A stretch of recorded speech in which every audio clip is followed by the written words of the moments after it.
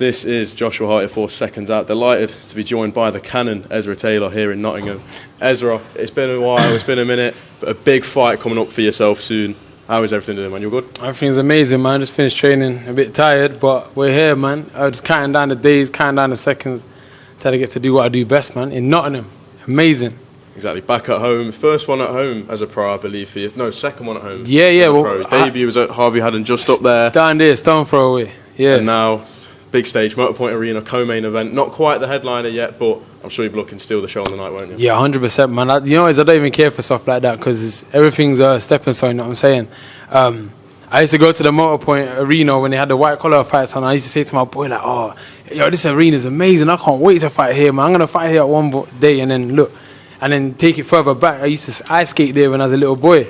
So it's just a bit surreal that now I'll be fighting there and I get my home supporters.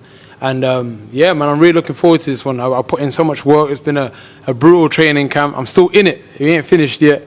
Yeah, it's been good. It's been good. Like people say, you train hard and you fight easy. And I train the hardest. So fighting is just yeah, it's an enjoyable time for me. And you say you train hard. I know you haven't actually been doing the work here in Nottingham. You've been doing the work out in LA with, I believe, new trainer now, Malik Scott. How did that link up come about? Someone like Malik, he's very well known in the scene. How did the opportunity to work with him come around?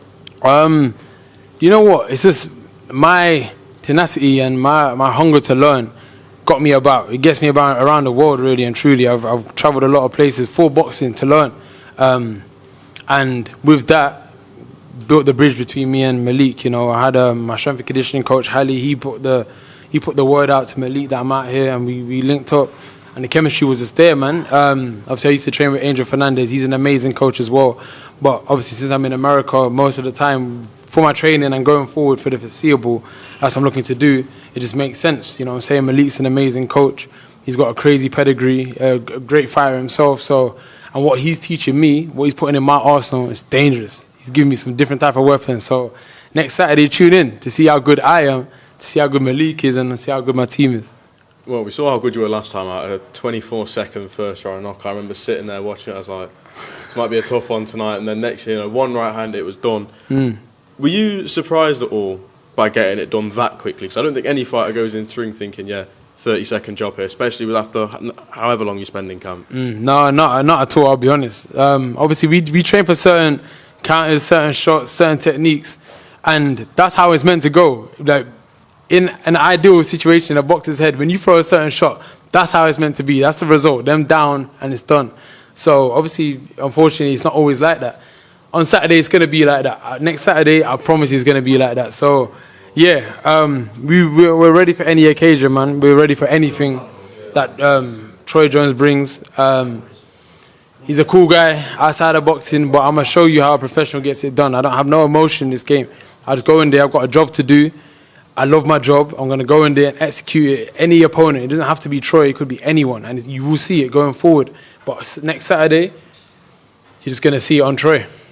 What do you make of Troy Jones as an opponent? We saw a good win for himself last time out against Michael Stevenson for the English title, but I believe this isn't for the English. This is for the, I think it's a WBA gold. Yeah, Continental, WBA Continental Gold or something like that. So yeah, what do I make of him? He's a solid opponent, man. He's game. That's all I can keep saying. I think I've been saying it from the start. I'll keep saying it after the fight as well. He's just a game opponent. I know he ain't going to fall down. I know he ain't going to drop in 24. Hey, you know what? Let's not say too much. But I just know that he's not going to fall over. You know what I'm saying? He's an undefeated fighter. He's hungry, English champion. He's got accolades. And he's probably feeding himself as well. You know, he's accepted the fight, and we're here now. Like I said, outside of the ring, me and Troy are boys. We're cool. You know what I'm saying? We wish each other good luck on each other's fights and whatever else. I trained with him in Dubai. I sparred with him in Dubai. So, yeah, we've got a little bit of history, but again, there's never any bad blood. I don't have no bad blood against anyone in this game.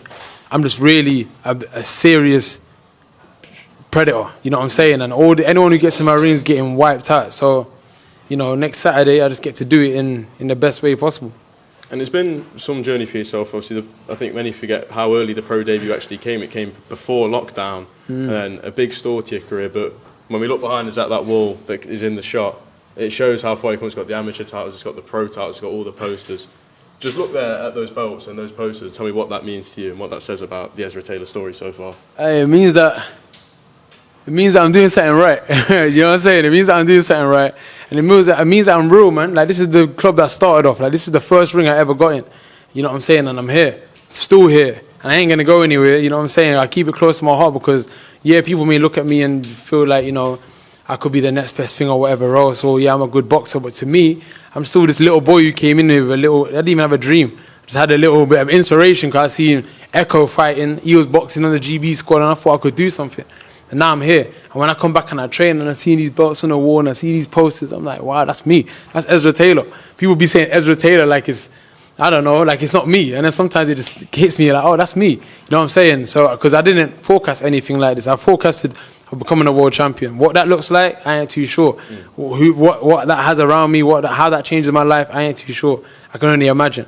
But now, I don't need to imagine it's actually happening. Because being in co-main event in Nottingham, you know what I'm saying, supporting Lee Wood, someone that I looked up to from the start of boxing, it's just, again, it's a crazy moment for me. So big up Lee Wood anyway for making this happen, for making me be able to fight on this card as well.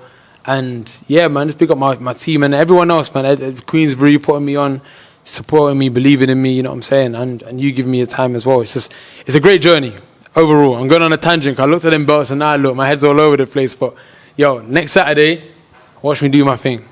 Let's just look at the light heavyweight scene quickly. There's a lot going on. There's a lot of movement in this division at the moment. I know a man that's been on your radar. And you said you don't hate anyone in this game, and I believe that. But I know there's a little bit of tension between. That is Lewis Edmondson, the British and Commonwealth champion.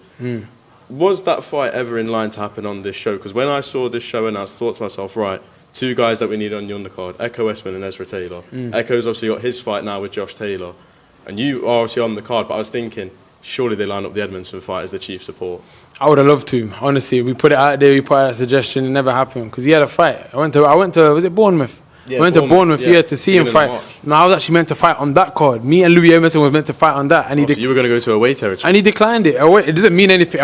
Going in the ring, that's home to me. So it doesn't matter. This could be anywhere. Could put the ring in Mars. We can get it cracking.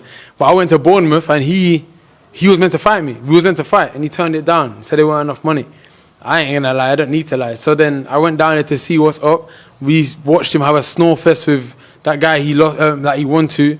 And I was saying, let's get it on. So again, I'm not looking past anyone. I got Troy Jones next Saturday, I know that.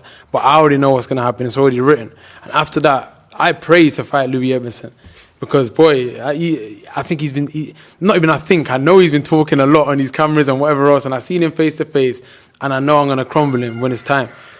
But all in due time, man. Again, I'm not trying to race. I'm not trying to, rush anything. Time is the master. And, yeah, man, we're just enjoying ourselves right now and we're getting better.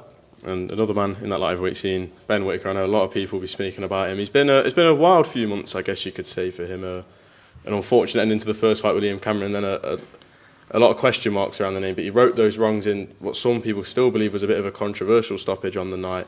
From what you've seen of Ben Whittaker over these 2 fights with Liam Cameron, how far do you think he can go? I ain't too sure how far he can go, but I just know he's a good boxer. I ain't discrediting that. He's a very good boxer. He's sharp, he's flashy. Does he have the power at light heavyweight? Still yet to see. That stoppage, I don't know, man. A stoppage is a stoppage. A knockout's different, you know. Putting people down on the floor with overhand rights. Because that's where he hit Liam Cameron with the overhand right, I believe. Yeah, right? You see what I did when I landed an overhand right. All right, I'll just leave it at that. But anyways, time, again, is the master. We'll see what he can do. But I hope he does well. I need him to do well.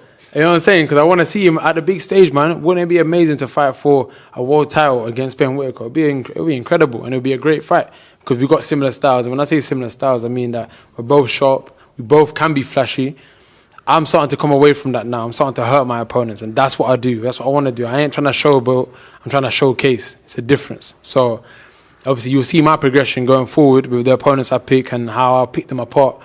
With Ben, wish him the best of luck, and I hope to see him at the top sometime. There'll be a little Midlands derby as well, East Mids versus West Mids. Oh yeah, same with Troy Jones as well. Yeah, oh yeah. Well, boy, you see how East Midlands is going to come on top at all times, all the time. Just looking at last weekend, I know you were in attendance at not Ben Whittaker, Chris Eubank Jr versus Conor Benn. Just talk to me about that experience of being there and seeing that type of crowd. And as a boxer who probably dreams of nights like that, How did it make you feel being there and seeing such a fight in the flesh? Wild, man. I was trying to concentrate on the fight, and then I was concentrating on the crowd, and I was concentrating on the fight. I was looking around like, this is crazy, because I've never been to the Tottenham Stadium before, and I've never seen it so packed out. 67,000 people were there. If I'm I stand corrected if I'm wrong, but there was a lot of people, put it that way. There was flashing lights everywhere. It was crazy. And then obviously the fight was amazing. It was electrifying. And you could feel it throughout the stadium. And I was like, this is what boxing is about. You know what I'm saying? That is what boxing is about, I believe. And I hope to be in a fight like that at some point in my career. But it was amazing, man. Eubank and Ben, they put on a masterclass performance. I feel like they both should get their crowns and their flowers. Obviously, Eubank came out victorious. But I feel like it's just a bigger picture, man. There's a bigger picture because of their dads and their legacy and whatever else. It was amazing. It was amazing to be there. And it just gave me a bit more fuel for the fire. A lot of talk about a rematch has obviously stemmed from the first fight. But again, in the reaction, a lot of controversy and a lot of talk about the rehydration clause for Chris Eubank Jr. You're someone that's made championship weight a few times now. What is that weight cutting like? And for someone like Eubank Jr., who is looking like he's outgrowing the weight, does he look at a rematch taken with a rehydration clause, or do you think it's time for him to go up? Well, boy, he took the fight with the rehydration clause and won. So that on its own should give him a bit of confidence to know he could do it again. Yeah, he got fined, whatever. To be honest, that's unprofessional. As a professional boxer, we have things that we need to tick off, and we need to be able to make weight. We have a team for that also. And you have a day to know that you need to make weight. If there's an issue, then get it sorted out. You shouldn't need to kill yourself. That goes to all boxers, even amateur boxers. Don't kill yourself for weight, because it's really dangerous when you get in that ring. So you want to be hydrated. You don't want to be, going in there at a disadvantage. You know what I'm saying? Fighting is a disadvantage on its own. So, yeah, for Eubank's health and safety, I would say no. But again, money makes people do whatever. You know what I'm saying? So who knows? We'll see. Boxing's a crazy time right now. Do you have any interest in a rematch, or do you want to see them? Obviously, Conor Benn go back to welterweight, Eubank Jr. stay at middle or go up. But he has been granted a shot at Canelo with that win. Is it? Yeah, the WBC said that they'd allow the winner of Eubank Jr. versus Benn to face Canelo. So wow, you'd see Canelo versus Eubank Jr. in the next 12 to 18 months, I'd say. It's crazy, because that means that we could have actually seen Canelo versus Conor Benn if Conor Benn won. Yes, that is wild. See, based on that, no. Conor Benn needs to go down to welterweight. He stay down there. Eubank, you go do your thing as well. But that is crazy. But it just goes to show, innit? Like, I don't know. Obviously, the WBC is the best governing body in boxing. So if they're saying go ahead, it makes sense for someone who's actually naturally at that weight instead of someone going up so many weights. Because Eubank looks so much bigger than Ben in that ring. But again, size don't mean everything. You know what I'm saying? So I don't know. But in terms to answer your question, no, Ben, go back down. I'd like to see a rematch, but we've seen what we needed to see. I'll go watch it on YouTube if I need to see that again. I don't want to see anyone's health get put in jeopardy. And a man affiliated and managing Lewis Edmondson, Billy Joe Saunders in attendance in the absolute, I guess, pantomime experience of the night. Eubank Sr. turning up last minute, but we saw Billy Joe Saunders was meant to be inspecting the hand wraps of Chris Eubank Jr., but then denied entry by Napa, Eubank Jr.'s manager. What did you make? Were you actually expecting Billy Joe Saunders to be the one inspecting the wraps, or just given the history between the two, maybe not? No, I heard it, and I heard that rumour speculating and whatever, but with Billy Joe's demeanour, I'm not surprised that he would have gonna try to do it. Would I say that Conor Benn told Billy Joe to do that? I wouldn't say so. I don't think Nigel Benn went to go say so either. Again, I could be wrong, but with Billy Joe and how brash and boisterous he is, I'm not surprised if he thought he's like, oh yeah, let me just go into the changing room and see what I can do. But obviously Napa, he's my guy, and he held the fort. You know what I'm saying? That's nonsense. It's crazy. If you get your hands wrapped, you don't want to get stood over by someone who beat you before. It doesn't make any sense. So yeah, the right thing happened there for sure. And then just lastly, Usyk Dubois 2 announced on Sunday night, big heavyweight night at Wembley Stadium. How do you see that one going? Who do you think comes out on top? Daniel Dubois, man. I think I don't want to get into a long story about how that fight happened or ended before, but I believe that was a fair shot. And I feel like Daniel Dubois, right now, he's got mad momentum. He's a great fighter, and he's getting better and better. He's still young, essentially, and he's doing his thing. So I feel like Daniel's got that. I want to fight on that card. Yeah, I want to fight Lewis Edmondson on that card. I'll say it to you first. But again, next Saturday, I'm going to deal with what I need to deal with. Then I'll say it with a bit more conviction in my voice. Well, I'll put that out there after next Saturday. I'll let everyone know. Ezra, I appreciate your time. Good to catch up. First one in a while. And I'll 100%. See you next week on Fight Week. Appreciate it, my bro. Perfect. Thank you. Ezra. Appreciate it, man.